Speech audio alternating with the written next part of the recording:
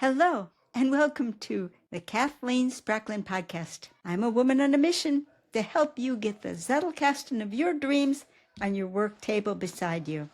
Well, we are working on a series, View from the Boxes, where we take a look at the Zettelkasten from the point of view of the physical objects that make it up.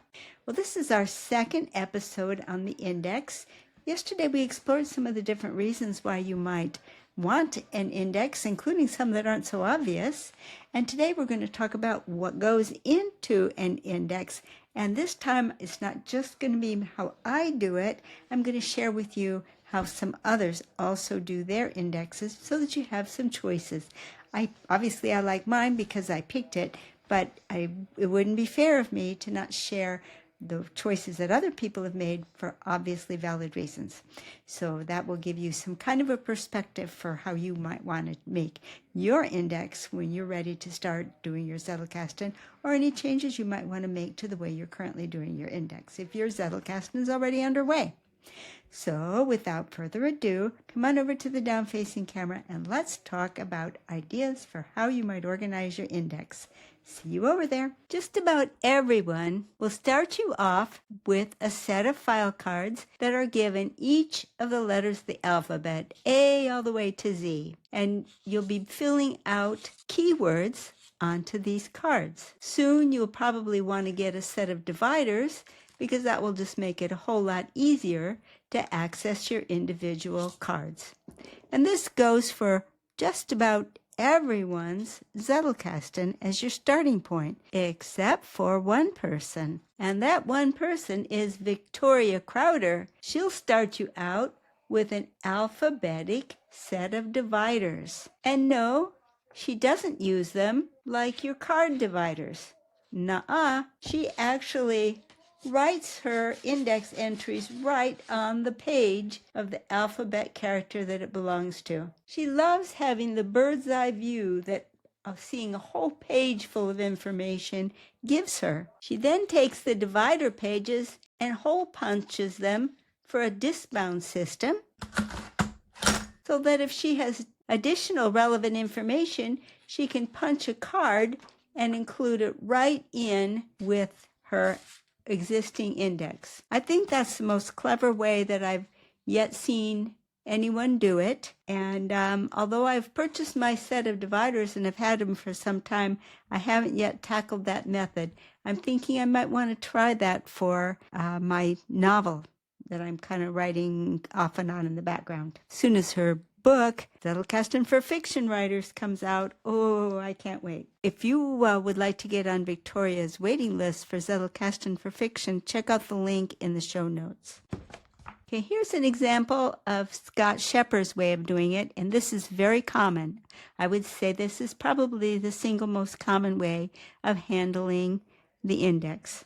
You start out with a card with every letter of the alphabet, and then if you've got a keyword that has that letter, you put your keyword down and then follow it with the address of the card. This is probably the singular, most popular, most common way of doing an index. I'm going to show you how I do mine. Okay, I had to go to a very unused letter of the alphabet to find one that even looks remotely like a fresh, just starting out Zettelkasten. So I picked the letter Y. Now, the first thing where mine differs from Scott's and from many, many others is for my taste, I like to see the card numbers down the left-hand side. It does make for a jagged margin here because they do get kind of long sometimes, but I just like being able to see the numbers coming down this side rather than having to hunt for them at the end of the line.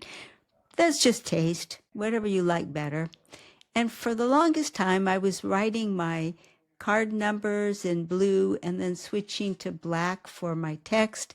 But frankly, I don't see any real value in having the card numbers in blue other than making them harder to read. So I'm doing all of these card numbers in black for the most part, although I'm obviously not going back and changing anything that's a different color. Now, the biggest thing that you'll notice about mine is that these are long entries.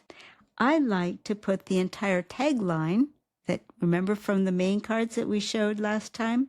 We put a tagline across the top. I like to put the entire tagline in for every in-text entry. And the other thing that I like to do is I like to separately index by each starting letter of each keyword.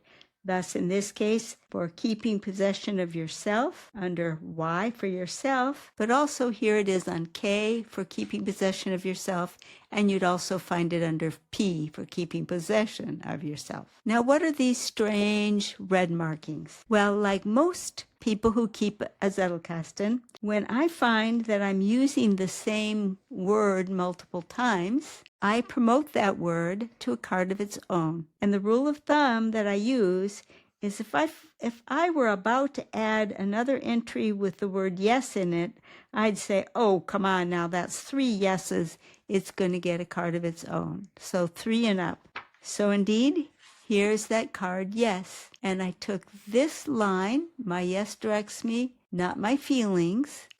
So I would then take this row and transfer it up here to the new card. And then I use that arrow to indicate that it got promoted. And likewise with this next line, again, it got brought over to this card. Red, this little box means see to me. Go look here. And that tells me that it got promoted to its own card. Now, it's very common to do this kind of promotion, but I've heard Scott say that when he promotes, he then crosses out the entry. I don't like crossing out because it doesn't look very good, and it makes me feel like I've got a bunch of messy stuff. So I just go ahead and mark it as promoted. And as you can see from this card in the K, wow, the vast majority of them have been promoted. Now, you might also notice in some of these are not complete sentences, like this one, the knowledge development process. I used to use titles, and now I use complete phrases. Titles just don't interact very well the way that complete phrases do. So here's my index. This whole thing is my index. And I'm showing you this so that I can show you one other factor that I do when my index gets too big. These are all the cards that pertain to the letter S in my system. It gets very, very difficult to try to work with that many cards at once. So now I've broken it up into S-A, S-E, S-I, just broke the letters in a convenient spot so that I could deal with smaller groups at a time. I was kind of surprised that P and C were the next 2 that needed that treatment, and now T is getting to that point. If I had an extra time to do it right now, I would break it up. It could be broken up anytime, and it'll be much faster and easier to access the entries at that point. The challenge in that breaking up job is that each one of these cards has to be divided up now into separate entries, like I have separate entries in the S's. So this won't do anymore, and that's the biggest job in breaking them up. While I'm here, might as well share with you another trick. There's some blank space left at the end of this box. So I just wrap junk mail and junk cards in other slices of junk mail and junk cards and make little spacers that fill out any extra room at the back of my box. That way I can have enough row room. I'm not constantly trying to juggle from one box to the next. Although I'm now at the spot where every one of my drawers has cards in it. There was a point in time when I had one drawer that was just old cards that weren't really Zettelkasten cards it was a good place to store them. And I had another drawer that was all supplies. Well, I've outgrown those spaces now, so every one of my drawers does have cards in it, but not every drawer is completely full. Okay, I hope you enjoyed that peek at what goes into a Zettelkasten, depending on who you are, and different ones of us do our indexes in different ways. And I hope you'll come back tomorrow when we're going to talk a little bit about, well, how do you go about putting entries into an index, and how do you use the index, and some different ways that you can actually find the index to be of value when you're working with your Zettelkasten. So come on back tomorrow for the next episode in the View from the Boxes, the Index. See you then. Bye-bye.